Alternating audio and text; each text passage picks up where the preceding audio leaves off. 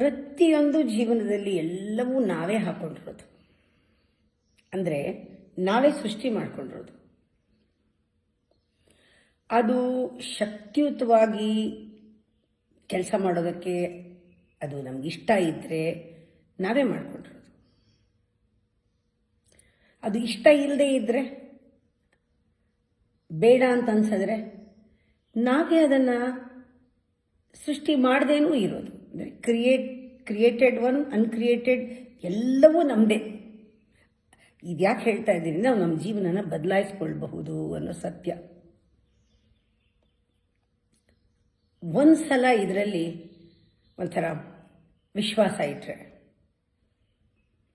ಇದು ನಾನೇ ಮಾಡೋದು, ನನ್ನ ಕೈಲಾಗತ್ತೆ, ನಾನು ಬದಲಾಯಿಸ್ಕೊಳ್ತೀನಿ, ಬದಲಾಗೋದು ನನ್ನಿಂದನೇ,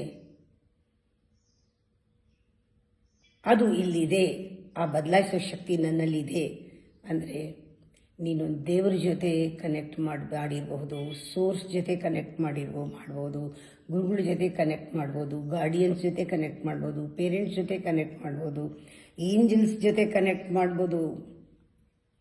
ಯಾರು ಅವರಾಗವರೇ ಸಹಾಯ ಮಾಡಲ್ಲ.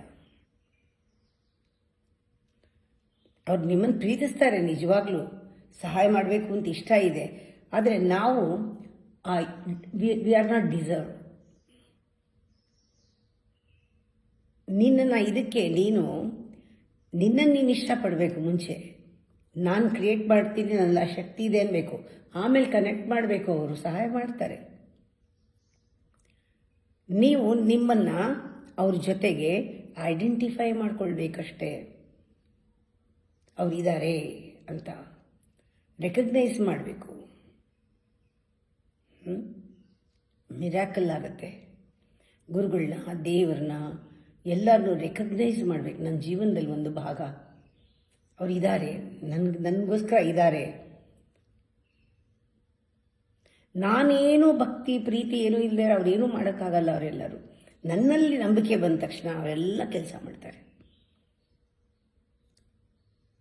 ಸುಲಭ ಇದು, ಕಷ್ಟ ಇಲ್ಲ. ಸರಿಯಾಗಿ ತಿಳ್ಕೋಬೇಕು.